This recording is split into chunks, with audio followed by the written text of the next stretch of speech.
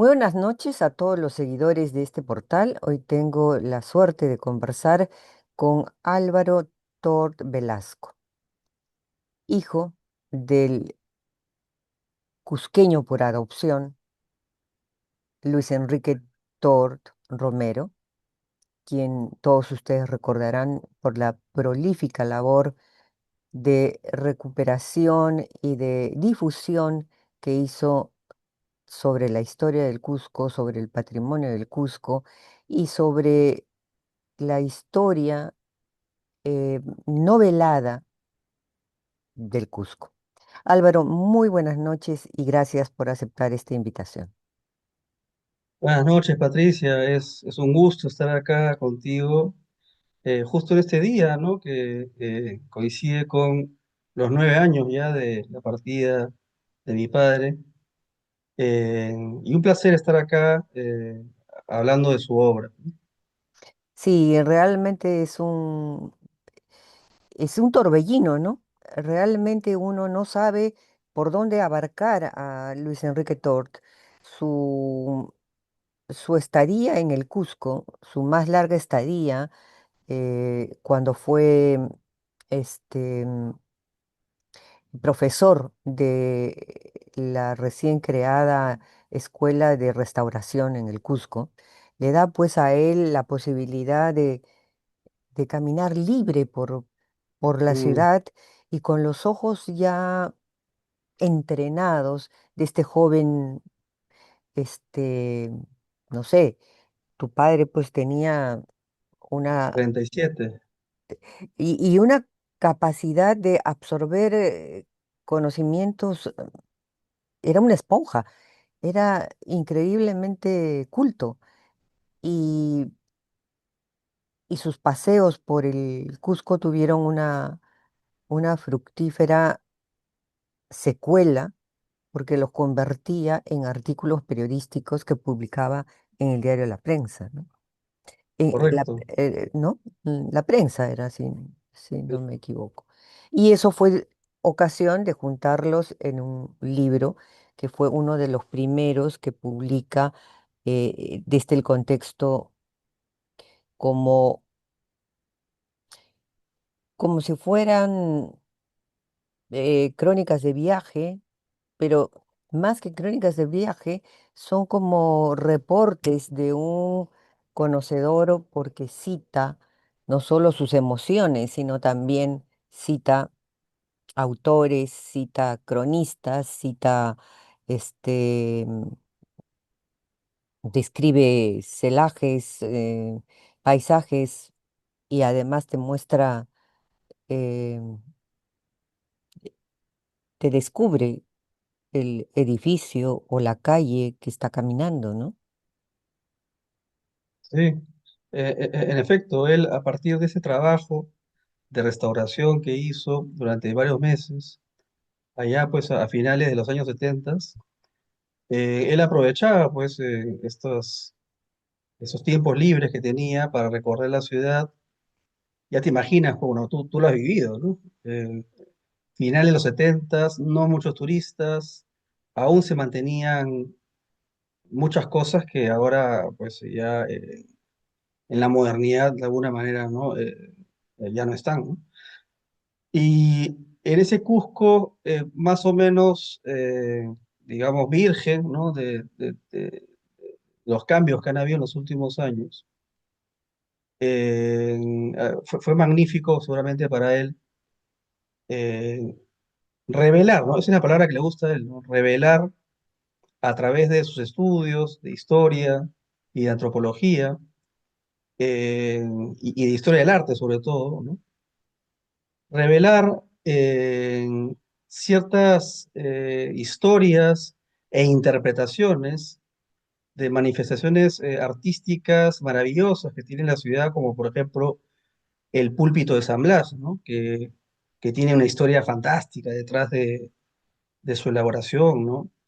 Eh, o no sé, la Casa de los Cuatro Bustos, y todo ese material, curiosamente luego, en los 80, dado que él de joven pues fue un, un poeta talentoso, ¿no? De la generación de Lucho Hernández, de Javier O. Creo que esa sensibilidad poética, esa, esa literatura que estaba en su alma, se, digamos, amalgamó con sus conocimientos históricos y estas experiencias cusqueñas, e hizo que luego en los ochentas todo eso se plasme, se sedimente, ¿no? Y se generen estos cuentos o estos relatos, como decía mi papá, Sí, a él le eh, gustaba llamarle relatos. sí, donde se fusiona historia, antropología, eh, historia del arte, interpretación, ¿no? Con literatura, con poesía, y eso genera estos cuentos donde las barreras entre la literatura y la historia se difuminan, ¿no? Y uno no sabe hasta dónde llega la historia y dónde comienza la literatura, que Así usa es, para reconstruir aquellas cosas que la historia no ha logrado reconstruir porque la historia requiere fuentes, ¿no? Y hay que ser riguroso. En cambio, la literatura sí te permite volar. Ahora, claro, no era un vuelo de imaginación irracional, ¿no? Yo creo que los espacios de la historia que él llenó con literatura eran razonables, ¿no? me parece que a él le gustaba justamente llamarlos relatos porque él decía que lo que contaba no eran cuentos, porque el cuento era una ficción y que De sus acuerdo. relatos se basaban en hechos reales, históricos. Sí, Y que claro. si bien hasta se daba el esfuerzo de citar en medio de la trama Mm. a a los de los cuales, a los cronistas o historiadores de los cuales había obtenido la información, ¿no?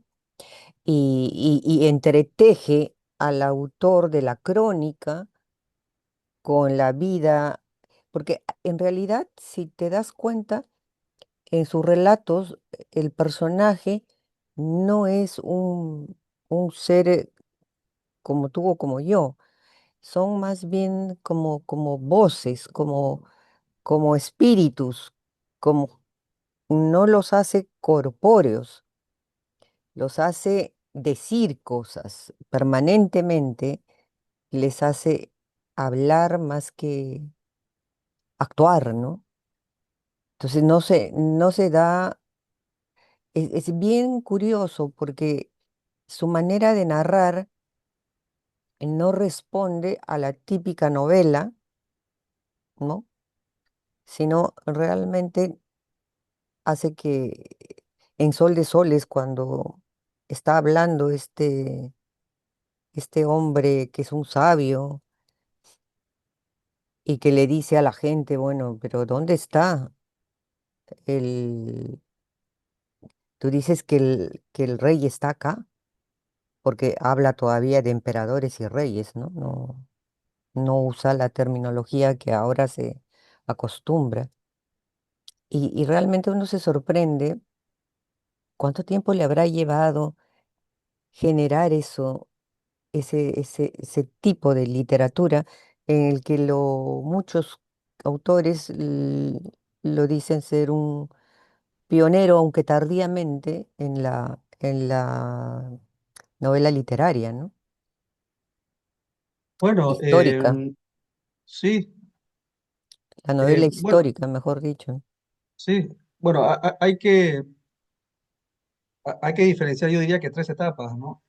Primero está la etapa de historiador puro, ¿no? Que Claro, corresponde a la que tú bien has señalado, ¿no? La época de Crónicas del Cusco, donde acá reúne, como dice el título, ¿no?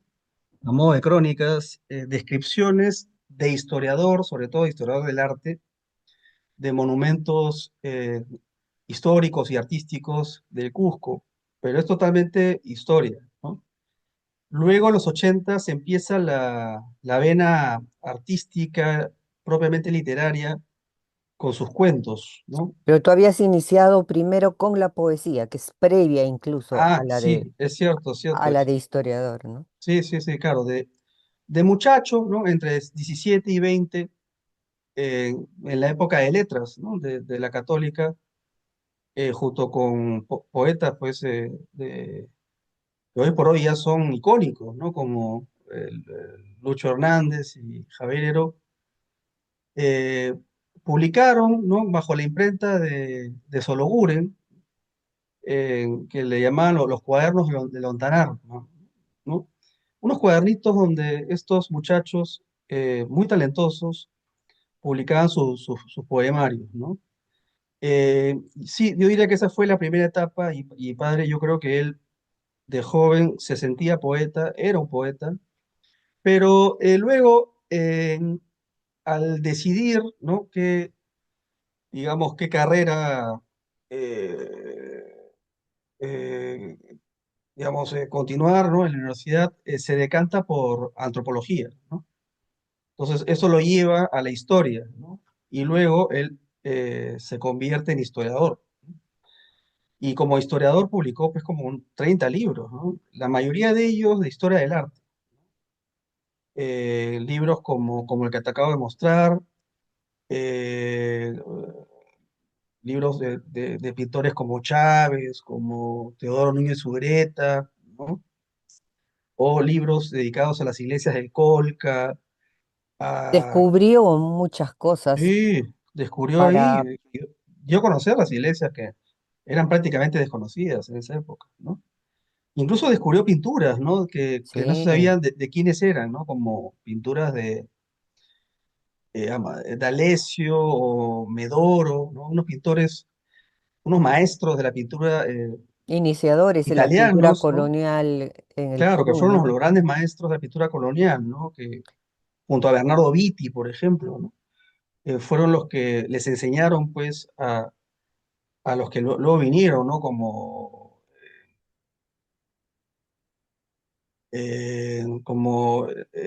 Hay un pintor de la escuela cusqueña muy famoso del siglo XVII que él quiso hacer una novela sobre él, Diego Quispetito, ¿no?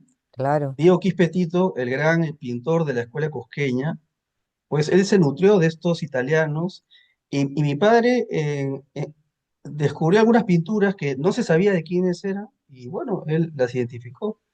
Y estas iglesias, estas 16 iglesias creo, barrocas y una renacentista de 1600 y pico del Colca, no eran mayormente conocidas más que por los arequipeños que vivían ahí, que eran gente, digamos, campesinos o pobladores que no habían dado a conocer a la comunidad científica estas iglesias. Entonces, él con Así su es. libro, que fue perdón, prologado por el presidente Belaúnde en el año ochenta y tantos, él dio a conocer pues estas iglesias y sus obras de arte. Entonces, después de la etapa de poeta joven, gracias a la antropología y su estudio de historia, él hace muchos aportes en historia, sobre todo historia del arte, ¿no?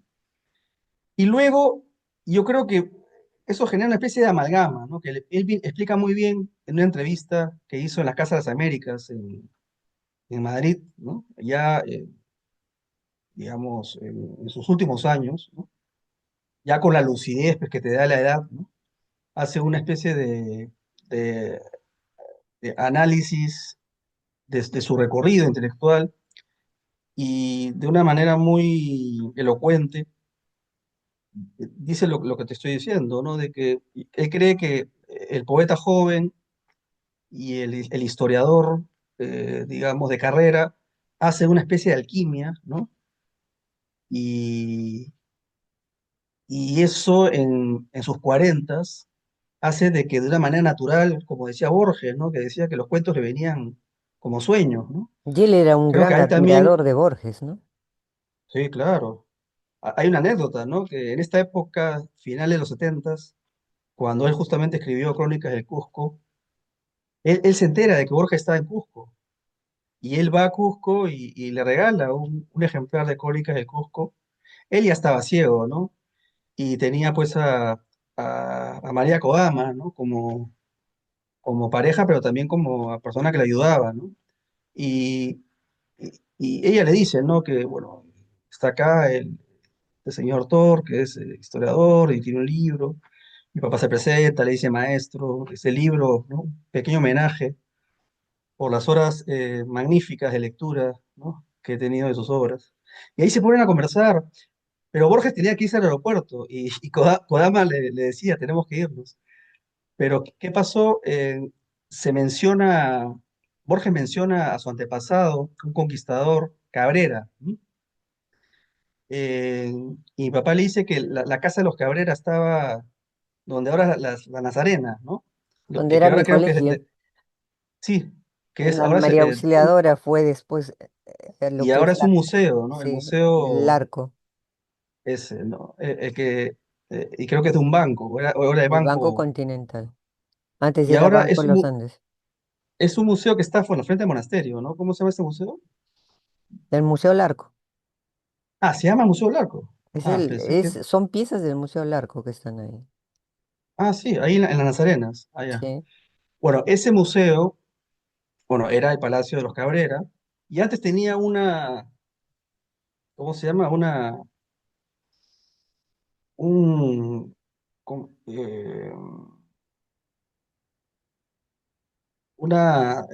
En el segundo piso tenía ¿A qué te de madera, refieres? ¿cómo se llama? Tenía Esto un que tenemos el balcón de, balcón.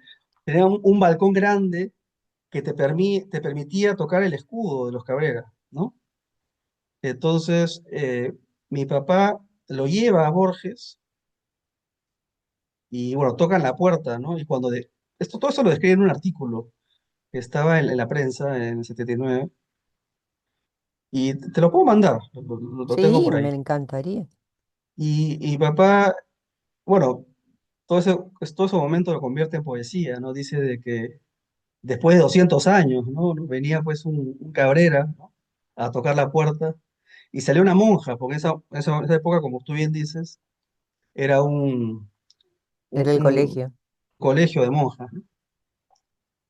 Y ella lo reconoce rápidamente y bueno, y le explica la situación, que antes de ir al aeropuerto quiere conocer la casa de los antepasados de Borges.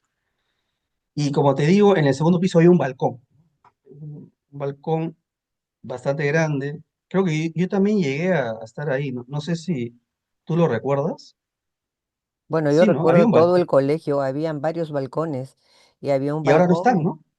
No, sí están en el interior. Ya, pero digamos, hacia la calle no había uno ahí. Bueno, la casa adjunta Ujú. tiene un balcón hacia afuera, pero Ya. si tú entras del colegio de la puerta hacia el gran portón, el zaguán, Ujú. había una escalinata y tú podías subir y Eso, mirar, ¿no? porque eso es importante, porque de otra manera no hubiese podido hacerlo, digamos, la parte más importante de la anécdota, que es de que suben donde está el escudo, ¿no? Que está grabado en piedra, ¿no? Ujú, Como ocurre con las grandes casonas del Cusco, como la Casa del Almirante, por ejemplo, ¿no? Que claro. tienen pues un frontis con un escudo fantástico, ¿no? Creo que la Casa de los Cabrera también tienen el escudo en el frontis. Y decía que creo que había un balcón porque de otra manera no se explica cómo sube Borges con mi padre y empiezan a tocar el escudo, ¿no? Digamos, de la familia Cabrera. Y mi papá agarra la mano de Borges y claro, como estaba ciego, él le pidió que lo ayude a sentir las figuras del escudo, ¿no? Entre las cuales estaba la famosa cabra, ¿no? Y otros elementos propios de esa familia. Y mi papá, claro, estaba emocionado, pues, ¿no? Escribe, ¿no? Con la mano que escribió la Aleph, ¿no? Empieza a Mira, tocar. te leo lo que acabo de encontrar. Sí. En esta imagen, lamentablemente la imagen la voy a mostrar después. En esta Mm, imagen muestra la fachada del Museo de Arte Precolombino de Cusco, situado en la histórica Casa Cabrera, junto a una Mm, fotografía del célebre escritor argentino Jorge Luis Borges, mm, quien visitó el lugar en 1978 ujú, ujú. para conocer la residencia de sus antepasados. O sea, que se ajusta a lo que tú nos estás diciendo, Sí, ¿no? sí, sí. Y pero acá está, lamentablemente no puedo, a ver si la cámara me ayuda. Se ve un poquito, pero ¿cómo estaba la casa en el frontis en esa época? Bueno, acá, Ahí está. pero Eso se sí se ve, mantiene hasta ahora, sí. Se ve un poquito. es actual, ¿no? Sí. Es actual. Bueno, Entonces tu anécdota coincide totalmente con la realidad. no, claro, sí, hay un artículo publicado en la prensa, ¿no? De mi papá. Y creo que Borges menciona, no dice el nombre de mi papá, pero lo menciona en otra parte, de que en efecto visitó, acompañado de un peruano, la casa de sus antepasados, ¿no? Entonces, Uno te contaba diría, lo de, qué chiquito es el mundo, ¿no?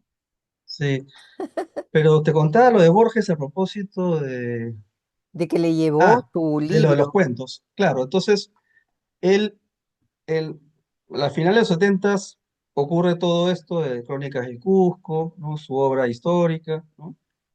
Y bueno, ya tenía en su haber, digamos, varios libros dedicados a la historia, ¿no?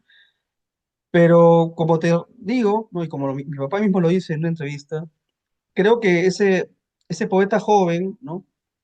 Eh, muy alimentado de literatura, y ese historiador de carrera, ¿no? Se amalgaman, y en los 80 empieza a tener este, digamos, este fenómeno que no solo lo he leído en Borges, también en Cortázar y en otros autores que hablan de que el escritor, o por lo menos estos escritores, no encuentran el relato los encuentra a ellos. Y mi papá me lo ha dicho, ¿no? Él, digamos, en un momento, digamos, cotidiano, bañándote, manejando, caminando, simplemente se te venía la idea y él las apuntaba en unos libritos rojos que hasta ahora los tengo, ¿no? Apuntaba la idea y luego la iba, ¿no? Le iba dando forma, ¿no? ¿Cómo era tu papá cuando trabajaba? ¿Cómo lo veían ustedes o no lo veían? Simplemente desaparecía. No, ¿Cómo era como intelectual? ¿Cuáles eran sus rutinas? bueno, habría que diferenciar las épocas, ¿no? En los 80, cuando éramos chicos, ¿no? Él nos llevaba al colegio porque él enseñaba en la Universidad de Lima. El colegio Recoleta quedaba cerquita. Entonces, él nos dejaba y luego se iba a dictar a la de Lima. Y como éramos varios hermanos, ¿no? Eh, ya nosotros nos encargábamos de regresar. Al comienzo quizás nos recogía mi mamá o mi papá, ¿no? Pero toda la secundaria ya nos regresamos ahí juntitos. Claro, libertad eh, pura. sí, tomábamos nuestro micro, ¿no? Y veníamos hasta Barango. En esa época era rápido y, digamos, era Javier Prado, Vía Expresa, ya está, ¿no? Eh, entonces yo imagino que, bueno, nos dejaban en el colegio, dictaba sus clases, ¿no? Y el resto del día que tenía se encerraba en su escritorio, ¿no? Y, y se ponía a escribir, ¿no? A escribir, yo creo que varias cosas, ¿no? En esa época, bueno, publicaba libros de historia, pero también publicaba sus cuentos, que luego le valieron el premio Copé, ¿no? Yo creo que es Claro. el único que ha ganado Premio tres. Copé en primer lugar, por Oro de Pachacamac, ¿no? En 1979. Sí. Ahí ganó el segundo lugar, porque si tú ganas el Copé de oro, ya no puedes volver a competir. Pero si ganas el segundo lugar, puedes volver a competir. Entonces, él ganó Ah, el Copé de plata por Oro de Pachacamac. Luego, a mediados de los 80 gana el Copé de bronce, creo que por La nave del dragón. que es un cuento que luego se convertiría en novela, porque el argumento es el mismo, solo que en la novela se amplía. Y la novela se va a llamar La Casa del Almirante, o El Palacio del Almirante, mejor dicho. El Palacio del Almirante. Sí, tanto el cuento La Nave del Dragón como en la novela El Palacio del Almirante se refieren a lo mismo, ¿no? Que es la casa del almirante Maldonado Alderete, ¿no? Sí, Que el queda, Palacio del Almirante, claro, el Palacio del Almirante, que queda al costado de la, en la calle Córdoba de del la, Tucumán, ¿no? de la catedral, sí, entre Ataúd y Córdoba de Tucumán, ¿no? Frente Que, a la escuela, a la famosa escuela San Borja, ¿no? sí, sí, y que tiene calles de nombres muy, ¿no? Un poco siniestros, ¿no?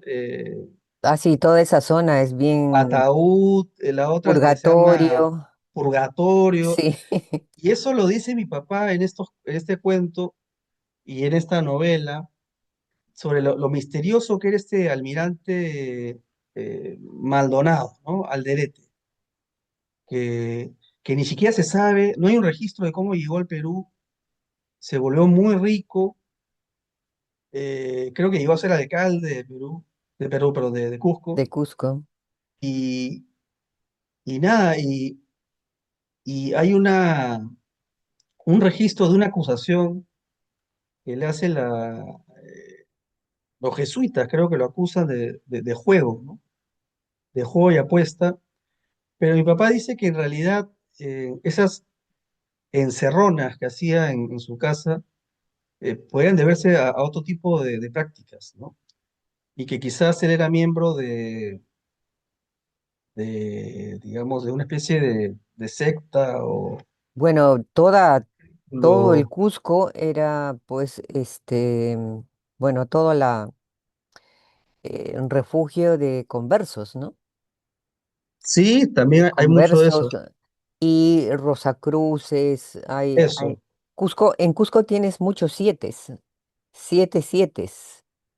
Y el Ya. número 7 es un número cabalístico y hay muchas historias que deben haber encantado a tu papá y encandilado con todos esos temas. Claro, y todo comienza con la intuición y el entendimiento de alguien versado en la historia del arte, ¿no? Que caminando justamente por Cusco se encuentra en los años 70 con este palacio que debe haber sido en su momento, y creo que lo sigue siendo, ¿no? Sí, El claro. palacio más imponente del Cusco histórico, ¿no? Del Es el casco histórico, Museo Inca ahora, te puedes que es el imaginar. Museo Inca ahora, Sí. y que lo curioso es de que en un Cusco, estamos hablando de finales de 1600 y pico, a comienzos del siglo, o sea, finales del siglo XVII, comienzos del siglo XVIII, ¿no? Estamos hablando de un Cusco totalmente católico, totalmente fiscalizado, ¿no? Por las diversas, digamos, diversas órdenes religiosas, ¿no? Y que en un Cusco tan católico, tan conservador, que era miembro pues del imperio más católico de todos, que era el español, ¿no? Al costado de la catedral, alguien, la persona más rica de Cusco, ¿no? Y que llega a ser alcalde y regidor, eh, haga un palacio que tiene en la esquina de su balcón un, una estatua de un ser pagano, bifronte, con senos que apuntan hacia la catedral, es algo bien extraño, ¿no? Provocador. Sí, entonces esa persona, además, no, tú debes conocer también, ¿no? La escalera tiene un león y arriba tiene una figura que parece una mezcla de murciélago con ser humano deformado, ¿no? Entonces, no es usual eso, ¿no? Es como la casa de Drácula en el Cusco, ¿no? Una cosa así. ¿Mm? Entonces, mi papá, a partir de estas evidencias, empieza a inferir, ¿no? quién vivió acá, ¿no? ¿Qué tipo de persona tiene que ser alguien para haber hecho esta construcción en un Cusco tan católico, ¿no? Entonces empieza a averiguar y encuentra, sí, hay información de que tuvo problemitas con, por lo menos los jesuitas, ¿no? En- y él sospecha de que él debe haber sido parte de un círculo hermético, como podrían ser los Rosacruces, ¿no? Y también le parece curioso que haya decidido edificar su mansión sobre lo que fue el palacio de- del último Inca, ¿no? De Huáscar y su padre, pues, Huayna ¿no? ¿Sí? Porque fue al padre de Atahualpa y Huáscar, ¿no? A quien se le vino en un sueño la conquista, ¿no? Que iban a venir estos seres, ¿no? A caballo, y iban a acabar con el imperio. Entonces, según la tradición oral, él nombra a Huáscar, que creo que significa cadena, ¿no es cierto? Como no solo como su sucesor, ¿no?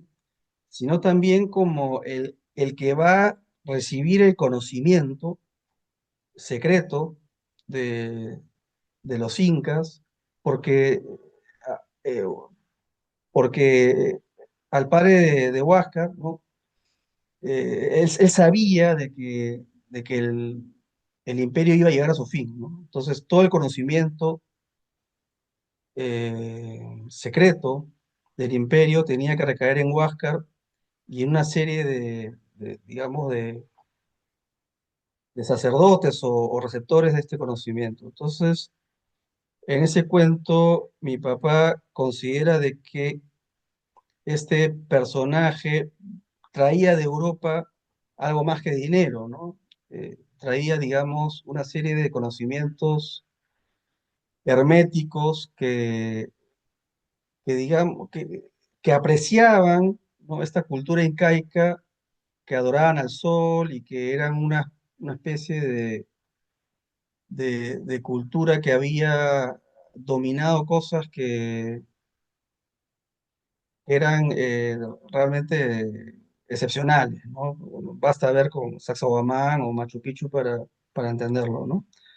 Entonces, Cómo es interesante en lo que vas narrando, cómo realmente la historia es utilizada por tu padre, porque efectivamente en el reparto, esta casa, pues efectivamente pertenece a la dinastía de Huáscar, pero está dada a Diego de Almagro, y Diego de mm, Almagro la pasa a Hernando Machicado, después todos pasa mueren, a todos mueren Juan violentamente. Álvarez Maldonado, y la hija de Álvarez Maldonado se casa con Francisco Alderete Maldonado, que es el almirante. Y Ahí así curiosamente, pasa y, la... y- y todos los personajes que heredaron ese solar, por así decirlo, ¿no? El terreno, todos mueren de manera trágica, ¿no? Comenzando con Huáscar, luego los personajes que tú has señalado, ¿no? Eh, todos tuvieron finales muy violentos, ¿no?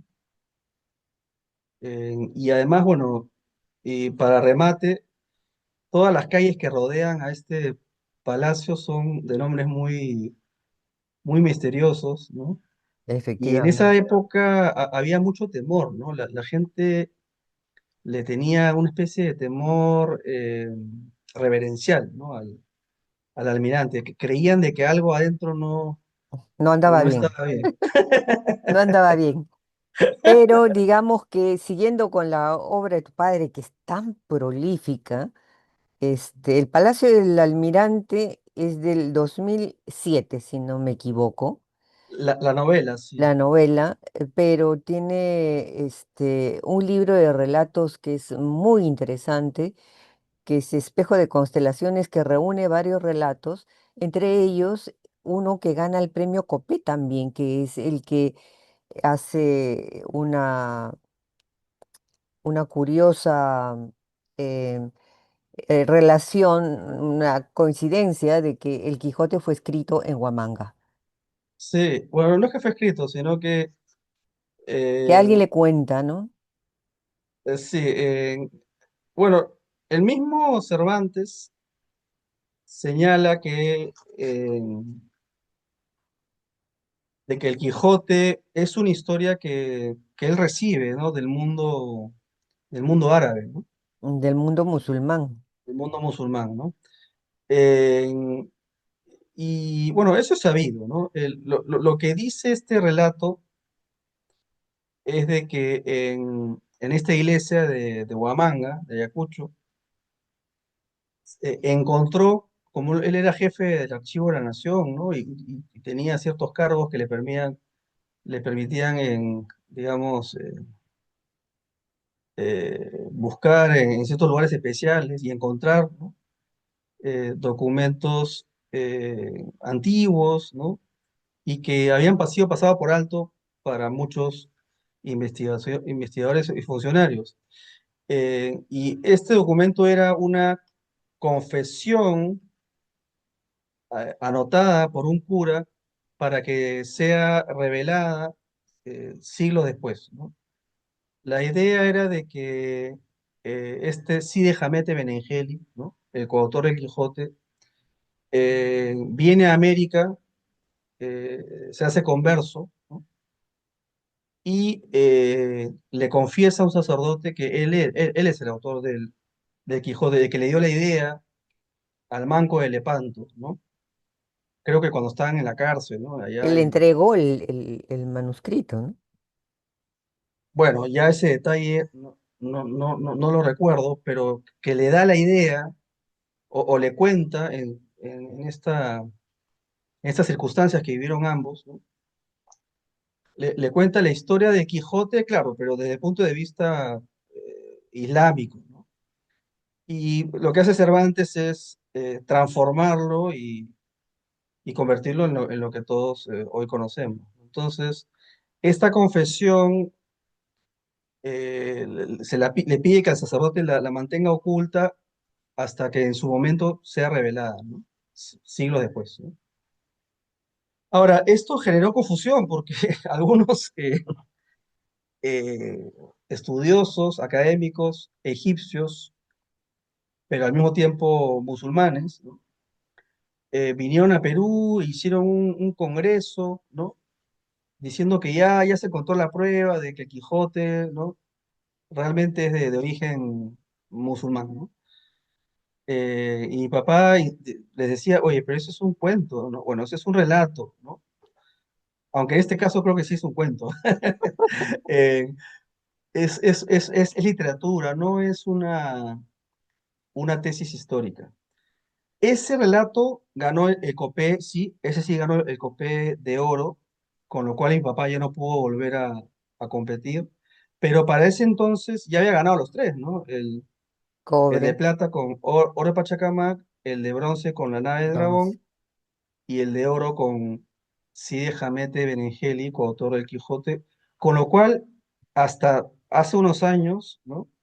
Yo que escribí sobre un tema relacionado, había investigado y creo que era el único que había ganado esos tres premios Copés, ¿no? No sé si ahora eh, alguien habrá alcanzado esa marca. En- pero Importante. bueno, no todo era ficción, ¿no? O cuento, como tú, Relato. y como tú ya bien has dicho, ¿no? Mi papá decía que era relato porque, bueno, en el caso del Quijote, sí, yo creo que buena parte es ficción, ¿no? Pero hay otros relatos que se adelantaron a la historia. Por ejemplo, El Oro Pachacamac, que mi papá lo escribe en el 79 por ahí, Sí. se adelanta Y por que es 12 premio años, Copé, ¿no? Sí. y es premio Copé. Se adelantó más o menos 12 años a los estudios de María Rostorowski, ¿no? Que confirman lo que mi papá dijo en ese relato, ¿no? Que el Señor de los Temblores, ¿no? El Señor de los Milagros, eh, es una manifestación sincrética del señor de Pachacamac, ¿no? Ujú. Porque, Ahora, los estudios de historia del arte que hace tu padre son una fuente envidiable de, como por ejemplo en Bestiario Celestial, ¿no? claro, esa es una aproximación literaria, le decía él, ¿no? Él hizo tres libros de relatos, ¿no? Uno que se llama Oro Pachacamac, el otro Espejo Constelaciones, que bien has mencionado, donde ahí está Cide Hamete, y ahí está uno que me gusta mucho, que es Espejo Constelaciones, que es el Ah, es título del muy libro, lindo cuento que es ese. sobre justamente el Muyumarca, ¿no? Mi papá en su momento y luego la fundación hicieron un libro que se llama Revelaciones, donde reúne todos los cuentos de los tres libros, ¿no? El libro Oro de Pachacamac, Espejo Constelaciones, y un tercer libro que se llamó Fuego Secreto. Entre los tres libros de cuentos, sumados a dos inéditos, él llegó a 33, que mi papá, pues, no, no lo hacía de casualidad, ¿no? Es un número cabalístico. Entonces, él cuando llegó a 33 cuentos, publicó el libro Revelaciones, que es el término que le gustaba a él para calificar qué tipo de relato era este, ¿no? Porque fue González Vigil quien dijo que eran indagaciones, ¿no? Porque mi papá indagaba, ¿no? A través de documentos como este de Quijote, ¿no? Etcétera. Pero mi papá decía, no, la indagación es el medio, ¿no? Pero lo importante es la revelación, ¿no? Y tenía razón, ¿no? Porque, como te digo, este cuento, Oro Pachacamac, revela algo que luego la historia lo confirmó. O también en Amarilis Indiana, mi papá revela de que la autora de estas famosas cartas a Lope de Vega era María Garay, cosa que Loman confirma después, ya mediante un estudio histórico, ¿no? Entonces, estos relatos que como puedes ver, muchos no tienen tanto de ficción, ¿no? Son, incluso son estudios históricos disfrazados de relatos, ¿no? Eh, en muchos casos tienen, digamos, casi 100% de no ficción o de historia, y en otros como el Quijote, ¿no? Yo imagino que ahí sí era bastante ficticio, ¿no? Creo que se Veo nota difícil, cuando tú lees, el, el autor pone énfasis en que la información de dónde ha sacado lo que está diciendo esté dentro del relato. Esa sí. es una característica bien interesante. Sí. Y bueno, entonces, primero fueron los cuentos, luego pasó a novelas, ¿no? Y hizo cuatro novelas históricas, dos líricas, y luego, al final, uno de sus últimos libros, creo que fue el 2010, es este de Bestiario Celestial, ¿no? Que es un libro que, al igual que creo que han hecho otros autores, lo que hace es, no se trata de un cuento, de una novela, sino que Son habla compuestos de por animales fantásticos. treinta Ah, y siete aproximaciones literarias claro, son aproximaciones literarias a animales fantásticos a o los dioses celestiales antiguos del Perú, del tengo yo. Perú, ¿no? Sí. Claro, como las cabezas clavas, ¿no? Eh, dragones, ¿no? Y una serie de animales que no solo son mencionados en la cultura inca, sino también en otras culturas precolombinas. Entonces, ese es un libro de aproximación literaria, ¿no? Eh, pero eso, claro, es, digamos, una especie de cuarto género que manejó, porque él era, bueno, hizo de joven poesía, luego hizo estos relatos que hemos estado hablando, hizo sus novelas Pero y también, pues, toda esta producción conllevaba pues una investigación, ¿no? Un estudio, como tú dices, su vida laboral ayudó bastante a a su beta investigativa. Claro, claro, él era profesor de historia, entonces, ¿no? Eso te lleva a investigar. Y cuando uno también dicta, ¿no? Y va repitiendo ciertas cosas, de pronto llega una clase donde estás repitiendo algo y ¡pum! Se te puede aparecer una idea, ¿no? Entonces creo que a partir de sus estudios y sus clases de historia, a él se le aparecieron estas ideas que terminaron siendo cuentos, o mejor dicho, relatos, y también novelas, ¿no? Estas novelas que te decía que, diría que, bueno, las cuatro novelas históricas tienen que ver con Cusco, ¿no? La primera de ellas fue Sol Sol de de Soles, Soles, que ganó excelente libro. ganó un premio, y luego también escribió El Imperio en Llamas, ¿no? Que es mi favorita de las históricas, Ese no lo he leído, ¿ah? No lo conozco. y luego tenemos La Montaña Roja, ¿no? Y El Palacio del Almirante. ¿Cuál era la idea con todos estos libros? No, no son libros independientes, ¿no? Mi papá ¿Podrías tenía mostrarlos más, por un tiempo más para que el público Sí, pueda, sí, pueda voy a, mirar la, voy a la... explicar uno por uno y también voy a contar los libros que faltaron. Ahí, eso fue una pena, ¿no? Porque, bueno, naturalmente para mí, perder a un padre es una pena en sí mismo, pero también su obra quedó incompleta, ¿no? ¿Qué pasó? Mi padre tenía un proyecto, ¿no? Que era hacer 6 novelas para completar una saga que él denominaba Dioses, Hombres y Demonios del Cusco, ¿no? El Perú bajo los Austrias. Él consideraba que la mejor época de España y de Perú fue en la época de los Habsburgo, ¿no? Bajo Carlos V, Felipe II. Bueno, sin duda, España fue la potencia mundial en esa época. Fue la primera potencia donde el sol nunca caía, ¿no es cierto? ¿Ah? La Armada Invencible. Y la Armada Invencible y todo eso. Entonces, y Perú no solo era parte de ese imperio, era parte importantísima, ¿no? Claro, lo Porque veía mucho. en Perú estaba Potosí, ¿no? Que era la mina que financiaba, pues, ¿no? En buena medida al imperio. ¿No? Entonces, en este proyecto, lo que quería hacer mi papá es poner en literatura algo que se nos enseña muy mal en el colegio, ¿no? Yo me imagino que un italiano, ¿no? Sale de colegio sabiendo bien quiénes fueron los emperadores romanos. Yo también sé, ¿no? Quiénes son algunos emperadores romanos. ¿No? Un griego sabe muy bien la historia de Alejandro Magno. ¿No? Entonces, pero nosotros no, no, no. Tú le preguntas a alguien quiénes fueron los incas, y te nombrará algunos y no tendrá idea de qué hizo cada uno, ¿no? Cuál fue el aporte de cada uno.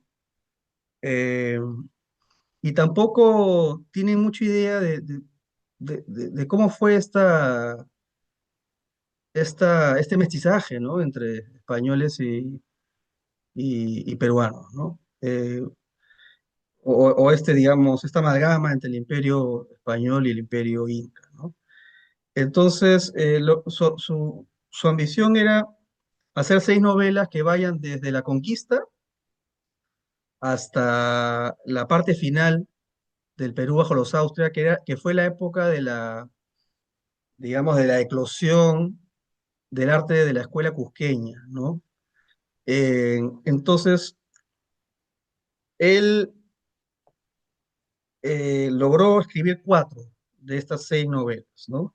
Y las voy a mostrar en orden cronológico real, ¿no? Y no en el orden como las escribió, porque, bueno, ahí sí no hay un orden, digamos, equivalente. Si hablamos de cronología real, ¿no? Histórica, la primera sería esta, ¿no? Porque El en esta Imperio de novela, en llamas. sí, esta en la saga que él pretendía hacer, esta sería la segunda, ¿no? La primera no la hizo, que era la conquista, que va desde que llegaron los españoles a Tumbes, por así decirlo, ¿no? Y bueno, y capturaron a Atahualpa, ¿no? Hasta lo que ocurre en esta novela, ¿no? ¿Qué pasa en esta novela? Acá ocurre algo muy interesante, ¿no? El Inca títere, Manco Inca, ¿no? Se rebela, ¿no? Se escapa de su cautiverio en Cusco y reúne unos ejércitos tremendos por todo el Perú y casi recuperan el imperio, ¿no? Manco Inca lidera pues Todo un Vilcabamba. ejército para invadir Cusco, Cusco estaba gobernado por Hernando Pizarro, el hermano de Francisco, y Francisco estaba en Lima, ¿no? Y tanto en Lima como en Cusco fueron atacados los Pizarro, y en número los superaban. Entonces, este fue el momento donde los incas casi recuperan el imperio, o sea, o fue el momento más cercano en el cual pudieron hacerlo, ¿no? Es mi favorita porque de las cuatro fue la última que mi papá escribe y él ya, eh, digamos, a diferencia de Soles Soles, que escribe en los noventas, cuando aún seguía siendo más historiador que escritor, yo creo, el Imperio en Llamas ya lo escribe con una madurez literaria, donde cual yo creo que sigue siendo el historiador brillante que era, pero al mismo tiempo ya tenía una pluma mucho más depurada. Entonces creo que tanto en la forma como en el contenido, ¿no? Del tema que trataba, eh, por lo menos para mí es de las cuatro mi favorita. Luego, en un orden, digamos, histórico, viene Soles Soles, ¿no? En Soles Soles se narra la, la captura y ejecución del último Inca rebelde, ¿no? Que es Túpac Amaru I, que estaba escondido en Vilcabamba. Vilcabamba, ¿cierto? Ahí cerca de Machu Picchu. Y que fue apresado por digamos, un destacamento, ¿no? Entre los cuales, liderado por personajes muy destacados, entre los cuales estaba Pedro Sarmiento de Gamboa, ¿no? Es uno de los personajes favoritos de mi papá y también mío, que era un tipo muy excepcional, ¿no? Cosmógrafo del imperio, descubridor de islas, hacedor de anillos mágicos, aunque no lo creas, ¿eh? Fue procesado por la Santa Inquisición por hacer anillos mágicos. Y él también era capitán, ¿no? Era militar, pero también hizo un libro fantástico, que es la historia índica, ¿no? El virrey Toledo le encarga hacer la historia de los incas, Es uno de los cronistas, ¿no? claro, y que va, y si tú lees los primeros capítulos de la historia índica, él dice que los incas descienden de los atlantes. Es una cosa muy, Loca. muy alucinante porque para esa época era como que, no sé, era como que ahorita el presidente de la República le encarga a un historiador la historia oficial del Perú, ¿no? Bueno, eso era la historia índica, o sea, no estamos hablando de literatura o de algo, digamos, que alguien hizo de manera, ¿no? Privada. Esta es una historia, digamos, autorizada por el imperio, ¿no? Y dice que, que los incas tendrían que ser descendientes, bueno, lejanos, ¿no? De lo que fue la Atlántica. O sea, para él la Atlántica sí existió, ¿no? Pero bueno, en Sarmiento de Gamboa y otros destacados capitanes, ¿no? Creo que también el sobrino de Loyola, ¿no? Que acá aparece casándose con la princesa Beatriz Claracoya en un proyecto que estaba liderado por los jesuitas, ¿no? Que querían hacer una monarquía peruana, casando pues al sobrino del fundador ¿no? de la Compañía de Jesús con una descendiente, ¿no? real del Inca, como era Beatriz Claracoya. y hacer este proyecto monárquico que al final, bueno, no, no se realizó, ¿no? Incluso los jesuitas luego fueron expulsados ¿no? del, del virreinato. Después de Soles Soles, lo que vendría en orden cronológico sería La Montaña Roja, ¿no? Que es una novela que trata sobre ya un virreinato ya consolidado, donde incluso ya la minería cobra un papel fundamental y aparece pues el famoso, ¿no? La famosa mina de Potosí, eh, que fue pues, digamos, el motor, ¿no? Económico del virreinato y del imperio, ¿no? Y alrededor de esa mina, pues, ocurren muchas historias, y Cusco ya no es solo la ex capital del imperio incaico, sino ya es un lugar donde se amasan grandes fortunas como la de justamente el almirante, gracias a esta actividad minera. Y como siempre, las ciudades que prosperan, donde, digamos, están dotadas, ¿no? de un progreso económico fuerte, ¿no? Y de un pasado, en este caso, como en el caso de Cusco, ¿no? Un pasado legendario, ¿no? Un pasado destacado. Es natural que empiecen a venir de Europa personas, digamos, extraordinarias, ¿no? Que arrastran consigo, pues, culturas herméticas, ocultas, con tradiciones milenarias, ¿no? Como por ejemplo los judíos que manejaban la cábala, ¿no? Judíos Y ese tipo de... conversos, porque si no, Sí, no podían, o gente que escapaba de claro. España que perseguía a los judíos, ¿no? Y ahí aparecen personajes como el judío de las brújulas, le dice mi papá, ¿no? Santangel. Y son personajes que, que ya estaban en sus Santángel. cuentos. Por ejemplo, Santangel ya era el personaje de un cuento de mi papá que hizo en los ochentas, y él se convierte ya en un personaje de una de sus novelas, ¿no? Que hizo en los años 2000. Y Pedro Sarmiento de Gamboa también es un personaje común de sus cuentos, como por ejemplo el cuento La Nueva Atlántida o La Ciudad de los Césares. Entonces mi papá sí llega a ser una obra literaria, digamos, orgánica, ¿no? Porque sus personajes históricos, en algunos casos inventados, en otros, pero basados en personajes posibles de esa época, aparecen, ¿no? En cuentos y en sus novelas, representando también por sí mismos ciertas ideas, ¿no? Ciertos elementos destacables tanto de lo que es el imperio inca como del imperio español, ¿no? En- Luego, finalmente, viene el Palacio del Almirante, ¿no? Donde Del ya, cual hemos hablado. sí, donde ya es un Cusco que está entrando ya al siglo XVIII, ¿no? Y donde ya se consolidan estas grandes fortunas como la del almirante, y se empieza también a consolidar estos movimientos herméticos de los que hemos hablado. Después del Palacio del Almirante venía el Corpus Christi, iba a tratar sobre el arte cusqueño, ¿no?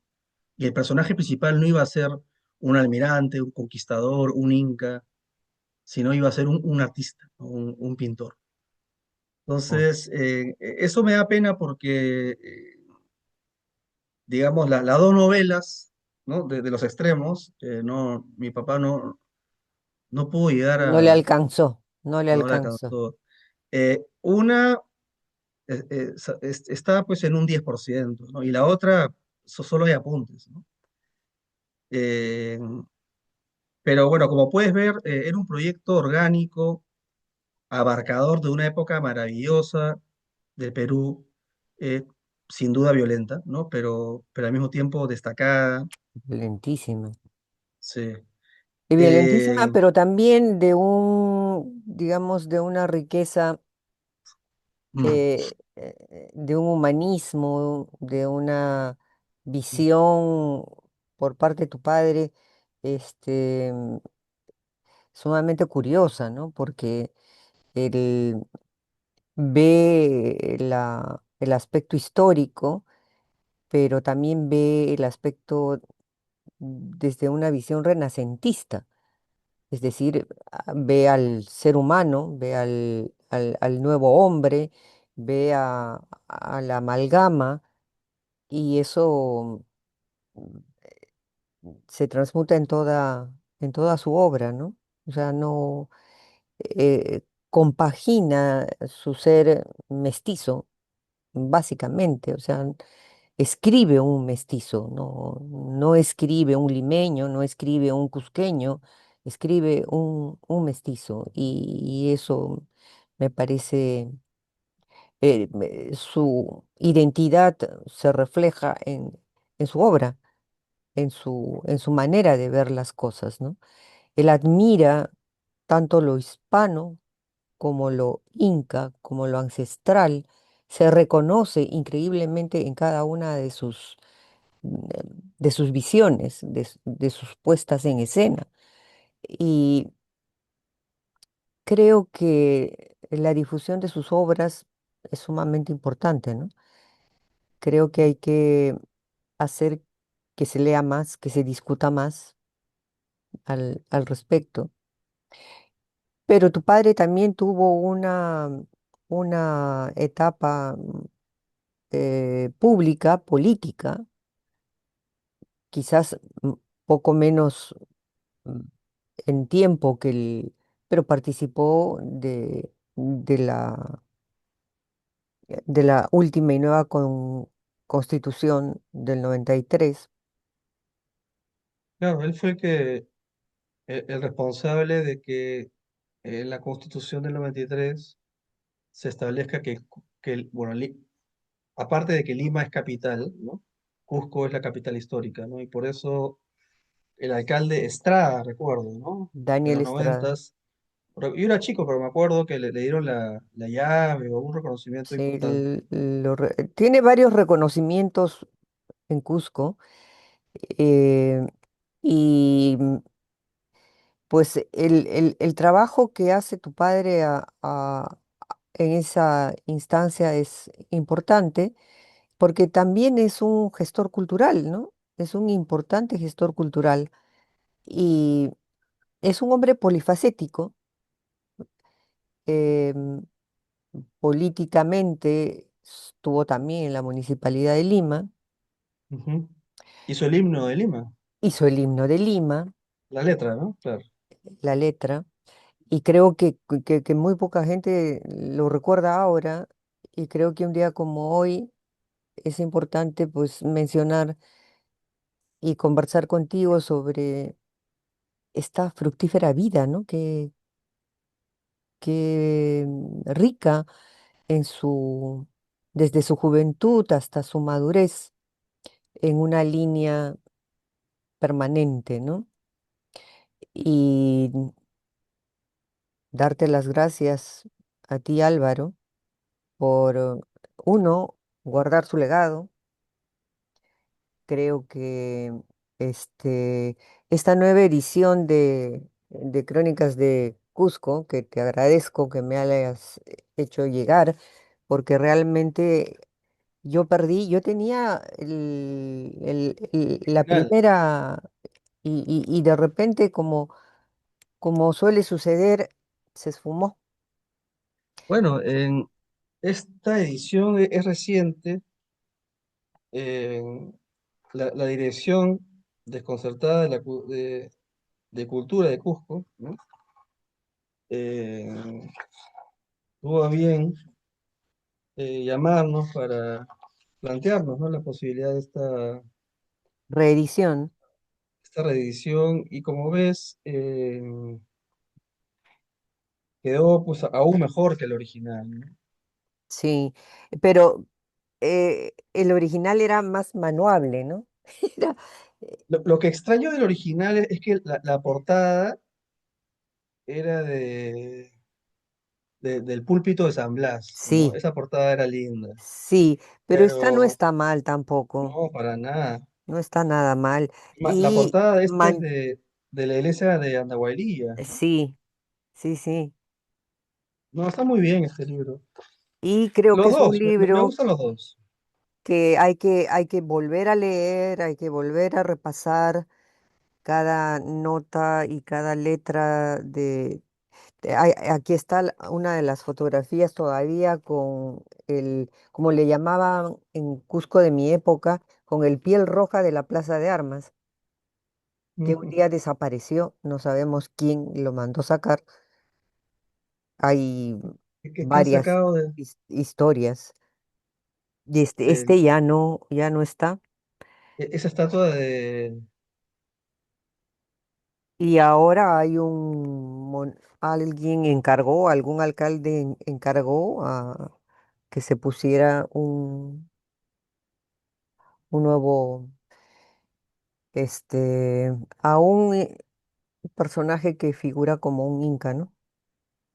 O sea, el que está ahorita en la plaza, o sea, en la pileta, ¿no? Es una nueva, Es es una Pachacute, me escultura imagino. nueva hecha por Pachacute. un escultor cuyo nombre no recuerdo en este momento, pero es del siglo XXI, ¿no? Ah, es de ahorita. Es de En ahorita. cambio, la que estuvo ahí Ah, antes, yo la conocí cuando nací y un o día sea, desapareció. Una noche desapareció. Alguien lo tumbó. es un Pachacute que tenía cuántos años, más o menos. No sé si era un pachacute. Le decían el piel roja de la Plaza de Armas. No parecía un inca. No, Ah, ya. no tenía pinta de inca, sino de... No tengo la historia de De quechua, esa... digamos. Era un quechua, no No era era un un inca. quechua, no, parecía un piel roja, parecía un nativo americano, porque ahora Ah, correctamente, ya. políticamente correcto es decir un nativo americano, o sea, de América del Norte. O sea, un apache, una cosa así. Un piel roja, como le decían malamente, ¿no? Ah, entonces debe ser una escultura también no muy antigua, ¿no? No sé la historia. Ahí Ya. tu papá no nos cuenta nada sobre eso, no le habría llamado mucho la atención, porque en sus crónicas del Cusco no dicen nada sobre esa escultura al centro de la plaza, que alguna cosa le habría llamado la atención, pero él no nos dice nada al respecto. Y yo Claro. personalmente no he averiguado nada sobre ella. Voy a ponerme a trabajar y ver qué, qué hay al respecto, ¿no? Pero bueno, Bueno, de eso no se creo que se trata llama, ahora.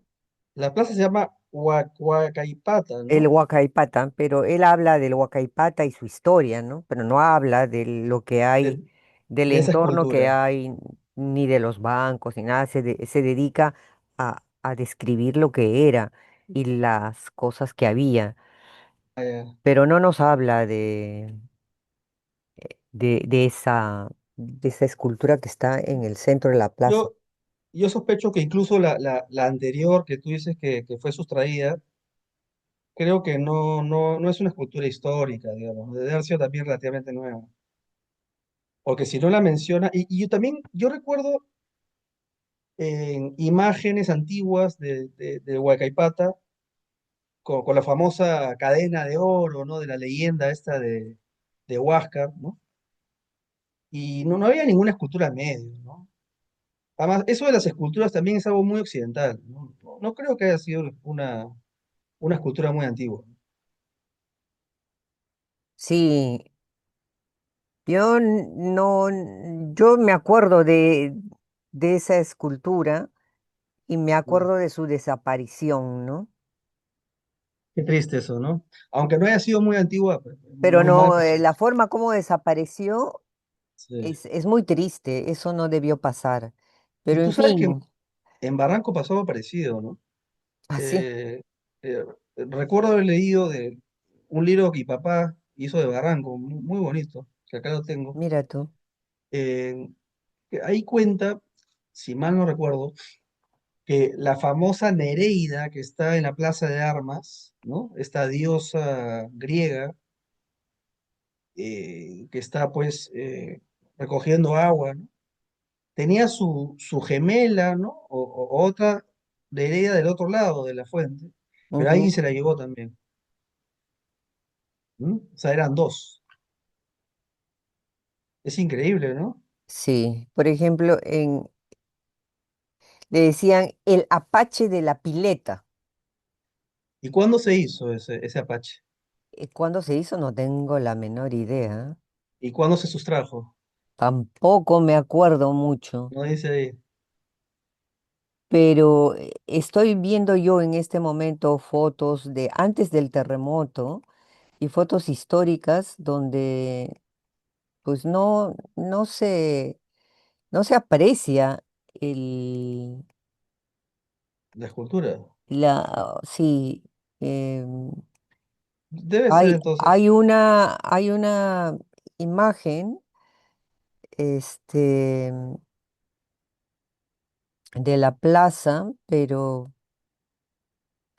había pues, era un sitio, era una cancha donde todo el mundo iba, ¿no?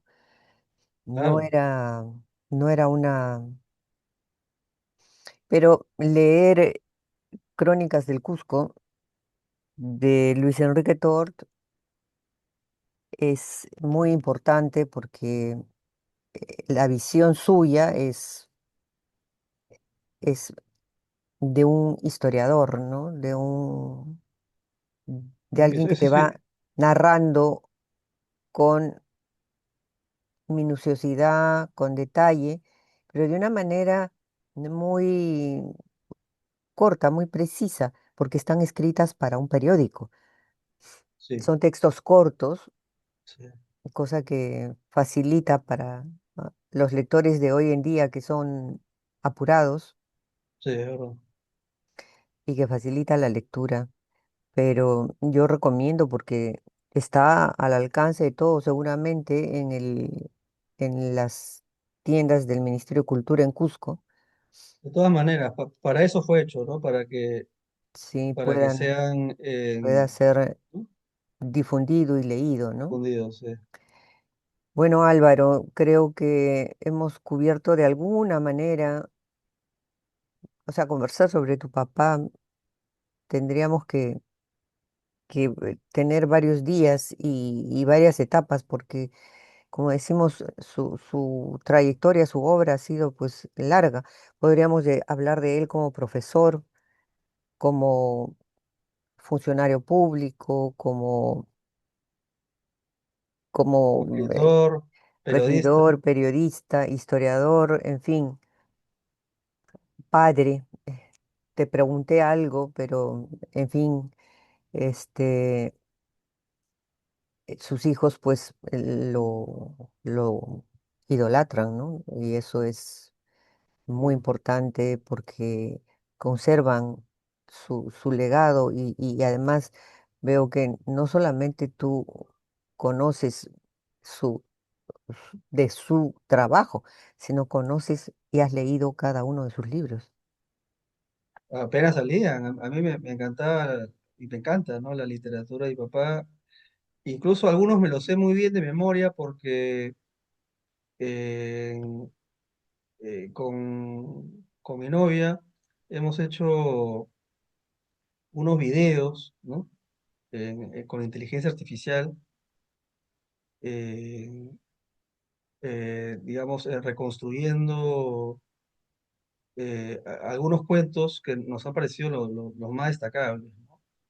A mí siempre me ha gustado Espejo Constelaciones, por ejemplo, ¿no? Sí, es muy lindo. Eh, que es un cuento que también da para algo visual, ¿no? Que es lo que hicimos y que te invito a que lo veas, ¿no? Te va a pasar el link. Ah, va a ser un placer.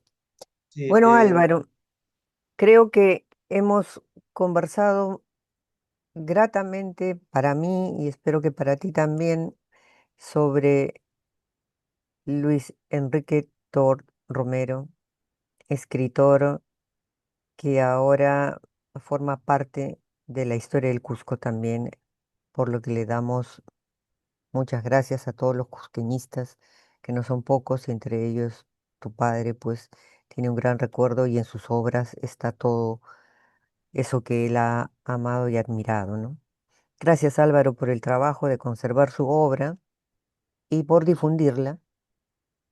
Un saludo a toda tu familia y estamos siempre para difundir aquello que ha costado trabajo, el trabajo de toda una vida, la obra de tu padre. Muchas gracias, Patricia, por esta oportunidad, por este espacio. Ha sido un placer conversar contigo y recordar todo esto que tengo en la cabeza, ¿no? Que es maravilloso. Y Toda la obra de mi papá, se nos ha ¿no? regalado un día como hoy para Sí. recordarlo y rememorar a los 9 años de su partida. Muy buenas Así es. noches y muchas gracias, Buenas Álvaro. noches. Hasta luego.